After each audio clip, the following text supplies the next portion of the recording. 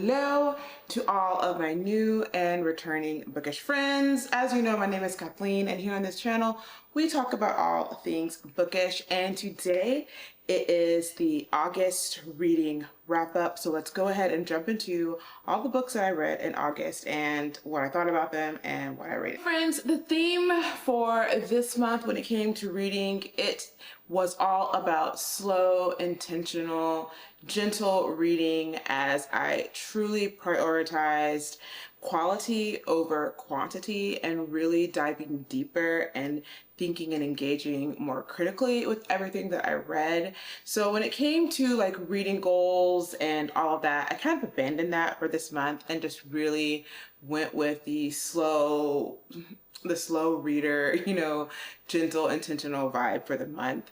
And for the books that I read this month, I read a grand total of 5 books, which I am happy with, as I felt like I really got a lot out of the books that I read this month.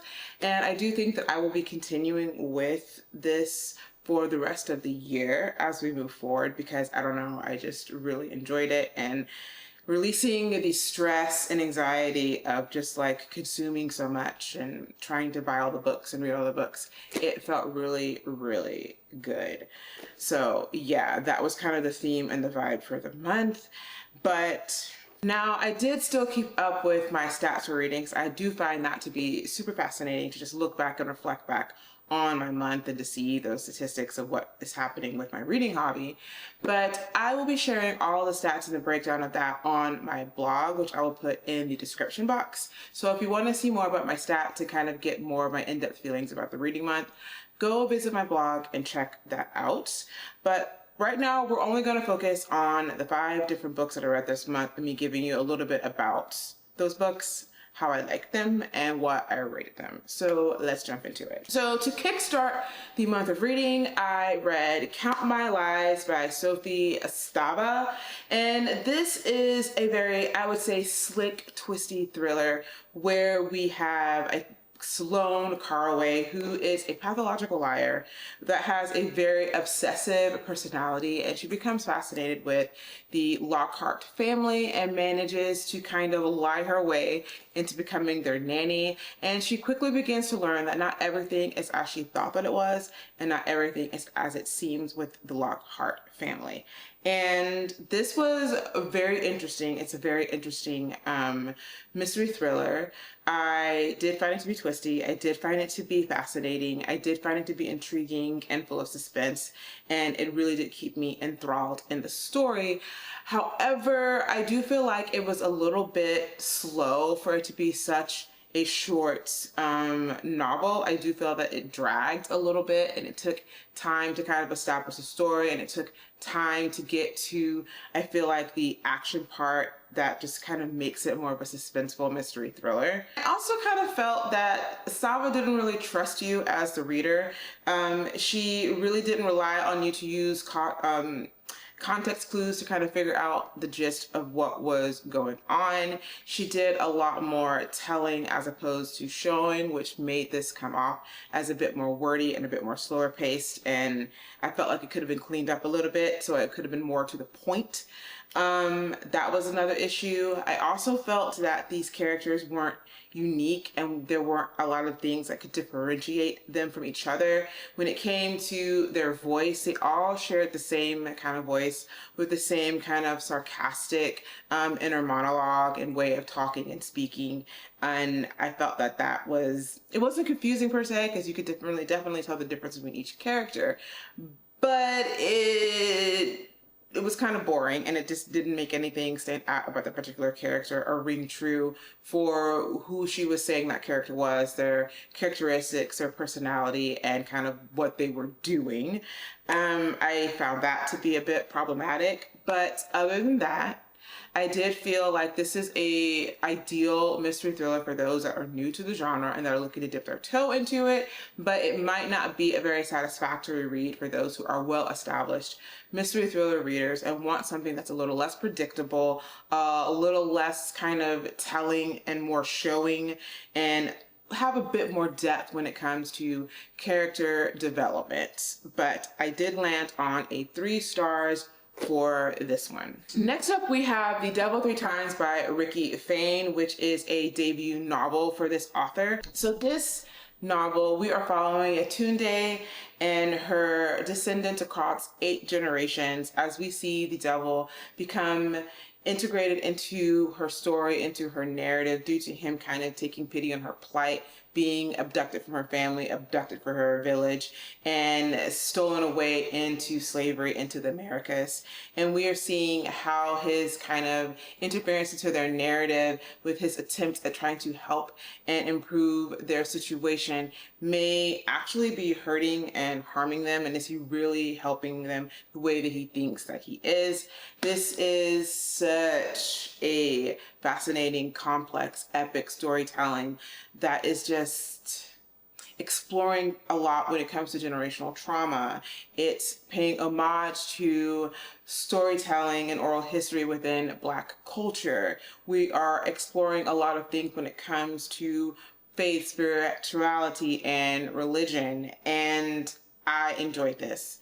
This was a knockout debut novel, and it was very complex, fascinating storytelling with such epic scope. You can tell that he really took his time with the structure and the telling of the story. We have multi-POVs, which I love. A multi-POV, multi-generational family saga. I really enjoy that, and this is no different.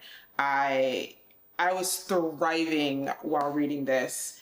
So fascinating, so amazing. Upon finishing this, I literally just stared at the wall, trying to comprehend every bit of what I read, the various different themes, the topics, the ideas that were brought up in this novel. It's just endless. You can discuss it and go over it and study it and talk about it for, I feel like, hours. It is so amazing.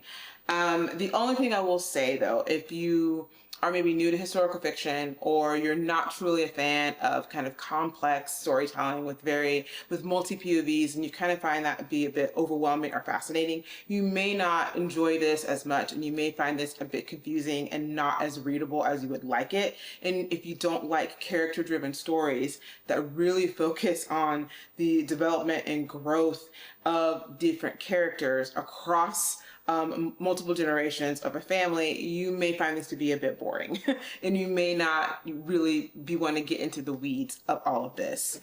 And it may not be the best historical fiction to start with, but you are a person who truly loves historical fiction. You love stories that have like strong literary meaning, elements within their storytelling, and you love complex themes. You love a complex storytelling that has like a lot of different things going on with multiple POVs, and that we're really getting like a lot of exposition, a lot of exploration into their background. We're really exploring a lot of heavy, complicated themes. You will enjoy this so much. I landed on a 4.5 stars for this and highly recommend. Next up, we have Don't Let Him In by Jewell. In this novel, we are following Ash, who is struggling with grief after the surprise loss of her father due to a tragic accident. And we see as this mysterious man named Nick Ratcliffe begins to kind of ingratiate himself upon the family and her mother, as she is a widow now, and he kind of weasels his way into her life and begins dating her, and she has questions about this man and him claiming who he says he is, because his story has a lot of inconsistencies and it's just not adding up. And she begins to kind of look into him and delve into his history and trying to figure out exactly what is going on with this and why he's just rubbing her the wrong way. I really enjoyed this story. Jewell is becoming one of those authors, I feel like, where every time I read her new or current release, I begin to like her a little bit more. As within past history, I haven't really always had a home run or really had success with her backlist, but for sure, a lot of her more recent releases, I'm finding that I'm enjoying those a lot more, and this is no exception to that rule. I really enjoyed this novel. I really enjoyed its structure and how it was structured with the different and variable narratives. That's my puppy, sorry. With the different and variable narratives, we are kind of exploring these different people and kind of piecing together these different these different narratives, these different point of views, and trying to see how they fit across this greater timeline and with this greater story. I really appreciated that. I liked how she gave you just enough so that you can figure out things on your own using context clues, but she kept a lot of things hidden up her sleeve, and she had some plans for you sprinkled throughout this novel, making it not so predictable and giving you just enough to keep you guessing and to keep it interesting and fascinating and maintain your interest and build intrigue and suspense. I definitely love that. I think my only gripe is that I felt like she didn't really do the characters any justice, and she made them a little too gullible. I understand that that's probably done because she has like this, I felt like she's really discussing and that she's really trying to elaborate on, you know, why women end up in a lot of the relationships and situations that we do, and to not always blame women, because we do have people that do take advantage and that utilize, you know, manipulation, that utilize gaslighting, that really come across as the perfect person in order to gain your trust, and that they really are targeting you and, you know, utilizing kind of your lifestyle, your situations, and all those things against you so that they can weasel their way into your life and use and manipulate you. But I still feel like they were too gullible. And I took issue with that as, you know, the only person that seemed to like kind of have any semblance of common sense, and even throughout things just really felt that it wasn't right, was Ash. And she was the saving grace in this story. I love the way that it ended up eventually wrapping up, and the conclusion, I thought that it was epic. I really enjoyed that. I ended up landing on a 4.5 stars for this novel, and I highly recommend it for those who are maybe transitioning into reading more mystery thriller. Maybe you're not completely brand new to the genre, but you're still kind of familiarizing yourself with it. I think that you will really enjoy this. And I also think that people who are diehard Lisa Jewell fans will also enjoy this novel as well. Next up, we have The Love of My Afterlife by Kristy Greenwood. And in this kind of dark rom-com, we are following Delphi, who wakes up in the afterlife face to face with her afterlife coach after she dies by choking on a hamburger alone in her apartment. She is doing the flashbacks and looking back on her life and seeing that her life isn't as fulfilling as she had wanted it to be. And she meets this beautiful stranger in the afterlife, and they hit it off very well. And he's sent back to Earth due to it not being his time, and she pleads with her afterlife coach to let her go back to Earth and have the second chance to win this guy's heart and seal her fate with true love's kiss and avoid being trapped in the afterlife forever. And she has 10 days to accomplish this mission, and she's going about doing that. And of course, she's meeting up with some hilarious hijinks on her path to discovering what she thinks is true love, which it may not be all that she has assumed or that she thinks it's cracked up to be. I really enjoyed this novel. It took me by surprise. I really wasn't thinking that it was going to be my cup of tea and that I wasn't even going to like it or enjoy it, but surprisingly, I really did. I loved how this novel balanced these strong rom-com elements with it being humorous, quirky, and hilarious, with more serious themes and topics and tones when it comes to Delphi's life and some of the lives and the characters that we meet throughout this story. I appreciated the fusion of those two things. It made for such a fascinating, interesting, and compelling read. It also made Delphi, I feel, more relatable and more likable, and you end up truly rooting for her and wanting her to make these things work and to just really take advantage of this second chance at life. Things that really didn't go well for me were the romance, actually. I felt that the romance was a little rushed and it wasn't altogether believable, as we see these characters start off as not really hitting it off and not getting things right on the right foot, to somewhere in between there tumbling in bed together and falling madly in love with each other. It just didn't seem viable to me. I really would have appreciated some tension. I really would have appreciated some longing and elaborating on that. I really would have appreciated a bit more preamble until we jumped to this whirlwind kind of out of the blue romance. Yeah, so that's the only gripe and complaint that I have with it. But despite me not truly believing or being sold on the romance, I did appreciate it for what it's worth and for what it meant and for what it stood for the overall story and theme of the novel. And I did appreciate it and have a good time with it.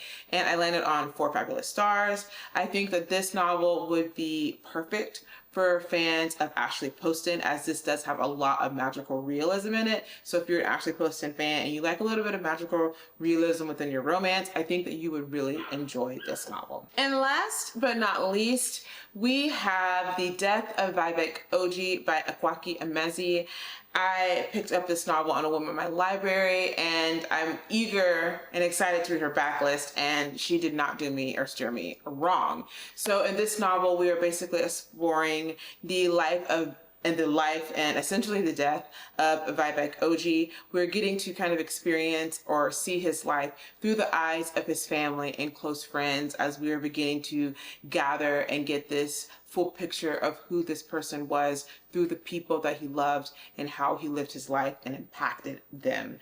I really enjoyed this. I feel like Akwaeke Emezi has this gift of telling these very poignant, heartfelt stories and really inviting you to sit with heavy emotions, to sit with heavy feelings, to sit with heavy things, and to question kind of like our way in the world of envisioning and perceiving and seeing things. And she gets you to do that in such this very personal way. And this story is definitely no different. For me, I felt a lot of what she was trying to get you to kind of pay attention to and look at least for me, and what really spoke to me is the fact of how we think that we can know a person, we think that we know our loved ones, we think that we have this relationship and we've got them all figured out, and that we kind of sometimes slot them into these particular narratives, or we are in love with the idea of who we think this person is. But that can be a direct contradiction of the reality of who this person actually is. And, you know, kind of bringing into question safety within family bounds, and a person being safe enough to feel like they can come with you to be who they are in their truest self and their truest form. And also she does such a beautiful way of infusing a lot of, I feel like, themes and topics and realities that are relevant to the LGBTQIA plus community, just creating such palpable, relatable stories that really invite you to reflect and to think a little deeper on these things and on these concepts and what she's saying, what she is trying to educate you on. And again, this novel was absolutely amazing with that.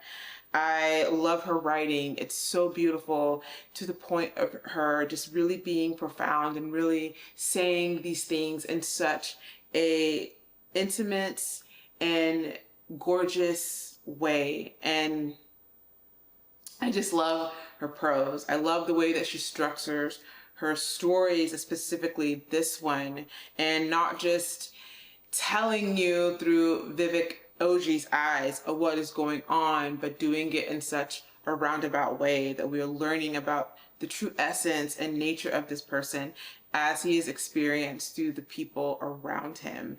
It was beautiful. It was well done. I truly, truly, truly enjoyed this story. But I also feel like, as this, you know, all books are not for everyone. I do feel like for some people, the way this story is told and the way that it is structured could be a bit confusing, and it could be a bit off-putting, and people may not actually enjoy it because of that. So if you're that kind of person who doesn't really enjoy, you would have to just give it a try and see if it works for you, if this storytelling method is something that you can kind of like sit with and enjoy and wrap your brain around. But I would encourage you to read it. I do think that it's a fabulous book. It's a fabulous novel. And again, Akwaeke Emezi is definitely one of the authors on my authors to watch list, because her books are just transformational for me. And I love the way that she shakes up and she shifts and she challenges my perspectives about things. So this was fabulous, and I gave it 4.5 stars. So friends, those are all the books that I read for August. Again, this was such a fabulous reading month. Even though I didn't pull these big numbers of reading 10 and 15 books like I have in the past, I'm really enjoying sitting and taking time and really enjoying these books, digging deeper into the themes and just really exploring them for all that they are. And it's just enriched my reading experience that much more, and I'm having the time of my life. And I'm looking forward to September and all that it's going to bring as we transition into the fall season and we start to shift our TBRs to more cozier reads, a bit more mystery thrillers, a little bit of horror for spooky season, and probably settling into a bit more fantasy and to the winter season. So I can't wait to see where all of this takes me over September and into the rest of the year. So I cannot wait to see your lovely faces next time. Make sure that you like, comment, and subscribe. And also, if you want to dig more into the reading statistics, make sure that you go check out that blog. And if you also want to go on your own journey of transforming and transitioning into becoming a more slow, intentional reader, where you can engage a bit more critically with what you're reading, as well as learn about tips on how to diversify your TBR, make sure you subscribe to my newsletter, and that will be included in the description box as well. And until next time, I will see you in the next video. Bye.